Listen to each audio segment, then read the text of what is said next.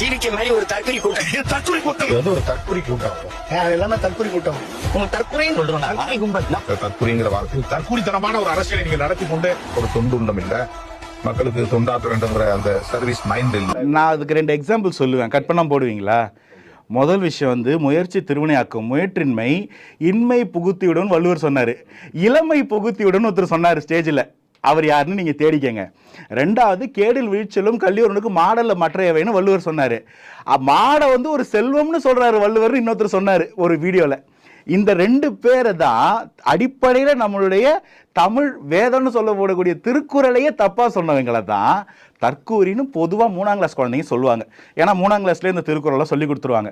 அந்த திருக்குறளை கூட தப்பாக சொல்கிறவங்கள நீங்கள் சொல்லலாம், அது தாவேக்காவா எந்த கட்சின்னு நீங்கள் பார்த்துங்க. திருக்குறளை தப்பாக சொல்கிறவங்களுக்கு பேர் தற்கூரி.